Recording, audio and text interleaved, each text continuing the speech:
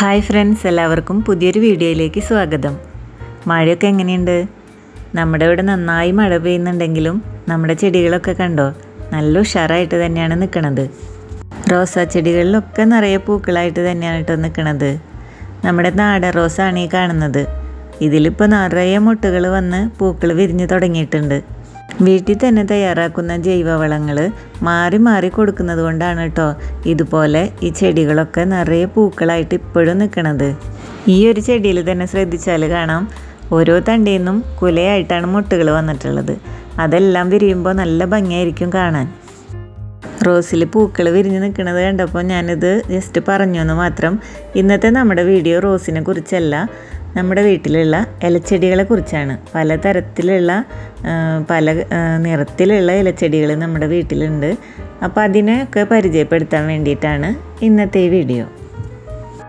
ഇതും ഞാൻ മണ്ണിൽ വെച്ചിട്ടുള്ളൊരു നാടൻ റോസാണ് കേട്ടോ.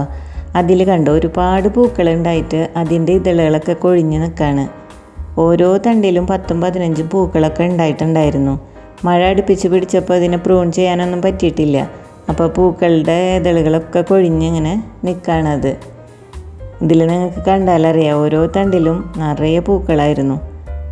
മഴക്കാലത്തായാലും നമ്മൾ കൃത്യമായിട്ട് വളങ്ങൾ കൊടുത്തുകൊണ്ടിരുന്നാൽ ചെടിയിൽ നല്ല പോലെ പൂക്കളുണ്ടാവും എന്നുള്ളതിന് ഒരു തെളിവാണ് കേട്ടോ ഇത്.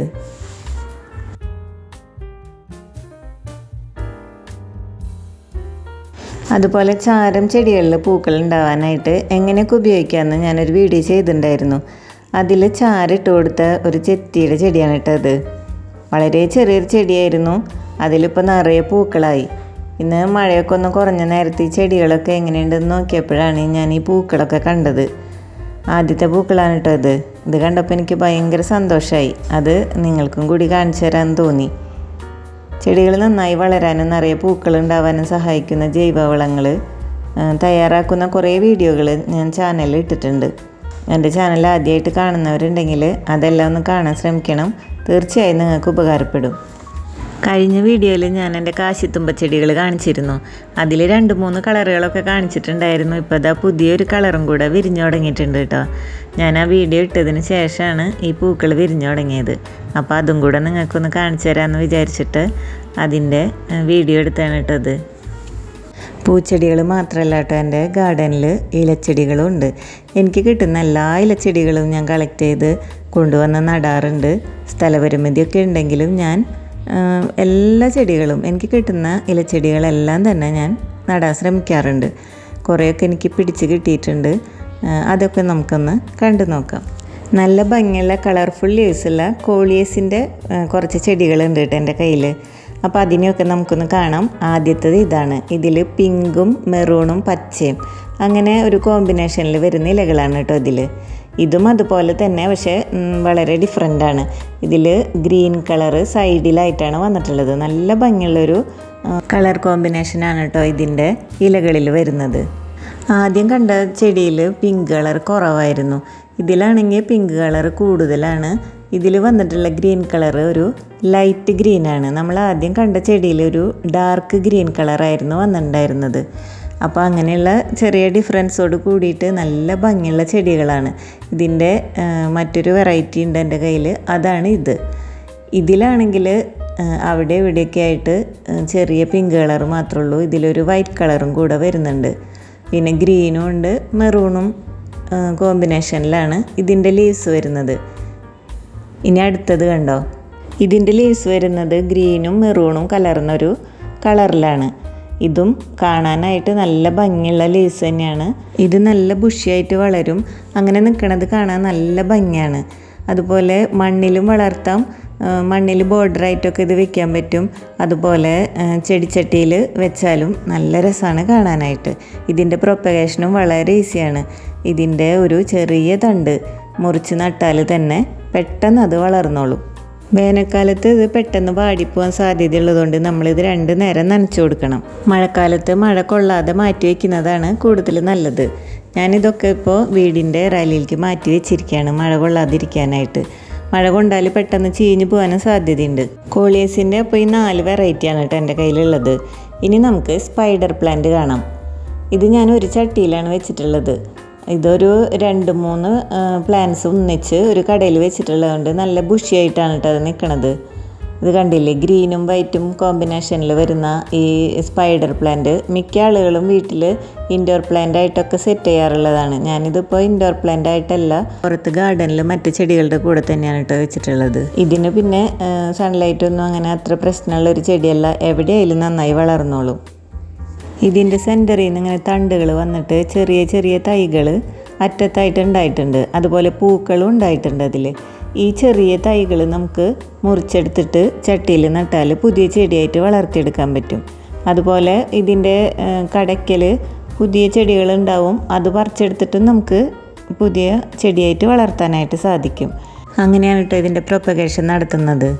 പ്രത്യേകിച്ച് വളങ്ങളില്ലെങ്കിൽ പോലും നല്ല രീതിയിൽ വളരുന്ന ചെടിയാണ് കേട്ടോ ഇത്. ഇനി എൻ്റെ കയ്യിലുള്ള ബിഗോണിയയുടെ കളക്ഷൻ കണ്ടാലോ. എൻ്റെ കയ്യിലൊരു 3-4 വെറൈറ്റികളുണ്ട് കേട്ടോ. അതിൽ ആദ്യത്തേതാണ് ഇത്.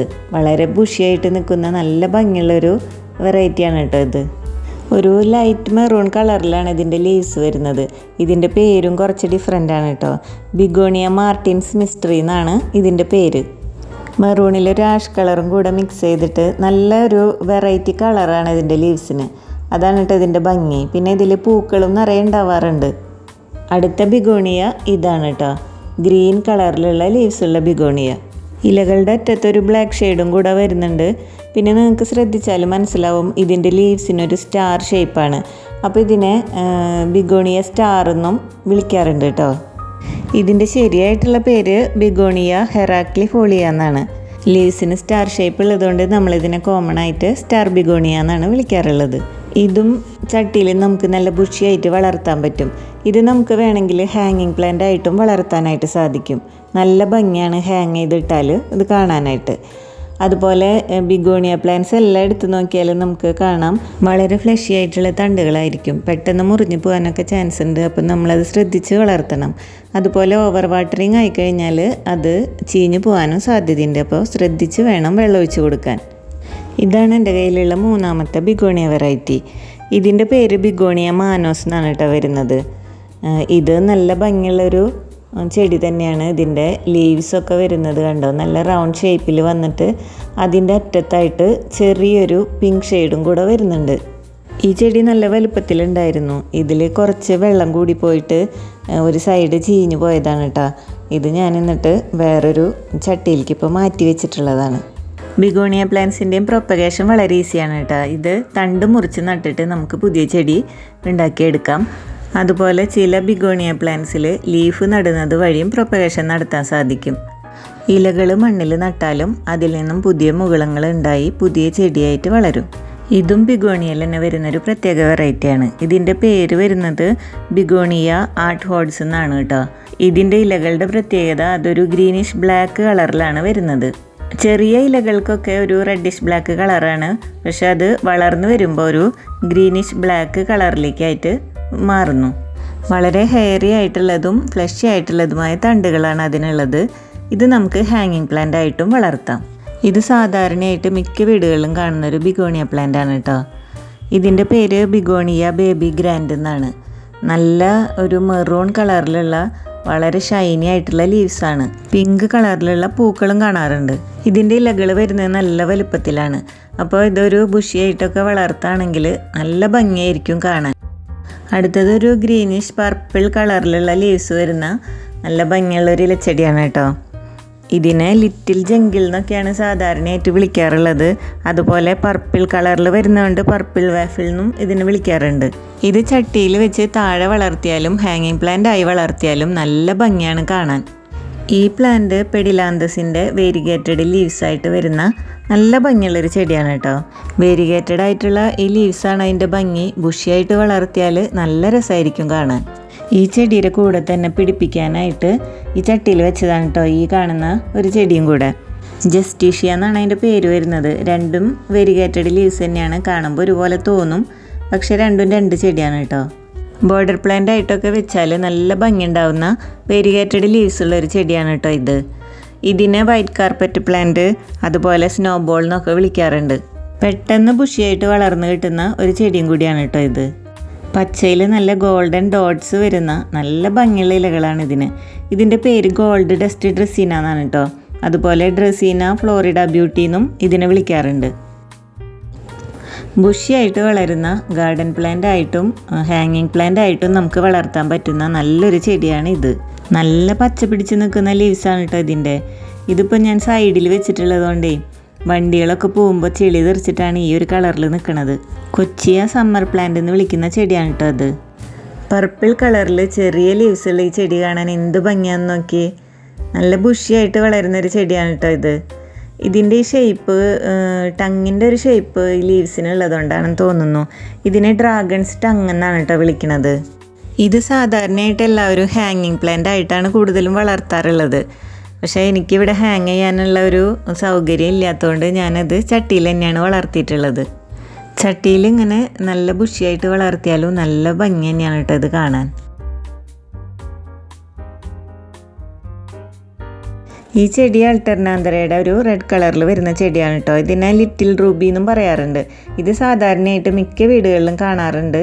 ബോർഡർ പ്ലാന്റ് ആയിട്ടൊക്കെ വെക്കാറുള്ളതാണ്. ഇത് കട്ട് ചെയ്ത് നല്ല ഷേപ്പിൽ വളർത്തിയാൽ നല്ല രസമാണ് കേട്ടോ കാണാൻ. അടുത്തത് ലീഫിൽ ഇങ്ങനെ ലൈൻസ് വരുന്ന നല്ലൊരു ഇലച്ചെടിയാണ് കേട്ടോ ഇത്. ഇതിൻ്റെ പേര് സാൻചേസിയ എന്നാണ്. എന്നാലും ഈ ലീവ്സിൽ ഇങ്ങനെ ലൈൻസ് വരുന്നതുകൊണ്ട് ഇതിനെ സീബ്ര പ്ലാന്റ് എന്നും വിളിക്കാറുണ്ട് കേട്ടോ. ഈ ചെടി നല്ല വലുപ്പത്തിൽ വളരും. ഇത് പിടിച്ച് കിട്ടാൻ വേണ്ടിയിട്ട് ഞാനിത് ചട്ടിയിലാണ് കേട്ടോ ആദ്യം നട്ടത്. അപ്പോൾ ഞാൻ നന്നായി വളർന്ന് വന്നപ്പോൾ മഴയൊക്കെ ആയപ്പോൾ അത് കട്ട് ചെയ്ത് നിർത്തിയിരിക്കുകയാണ്. ഇതിലും ഭംഗിയുണ്ടായിരുന്നു കേട്ടോ ഇത് അങ്ങനെ നിൽക്കണ കാണാൻ. ഇപ്പോൾ കട്ട് ചെയ്തപ്പോൾ പുതിയ ലീവ്സ് വരുന്നതിലൊന്നും ആ ലൈൻസ് വന്നു തുടങ്ങിയിട്ടില്ല.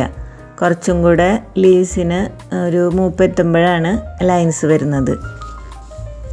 ഇതൊരു 6 മാസം മുമ്പ് ഞാൻ വെച്ചിട്ടുള്ള വേരിഗേറ്റഡ് ലീഫായിട്ടുള്ള സ്കെഫ്ലീറ പ്ലാന്റ് ആണ് കേട്ടോ. എനിക്ക് ഈ ചെടി നല്ല ഇഷ്ടമായിട്ട് വെച്ചതാണ് കേട്ടോ. പക്ഷേ വെച്ച അന്ന് മുതൽ ഇതുപോലെ തന്നെയാണ് അത് നിൽക്കുന്നത്.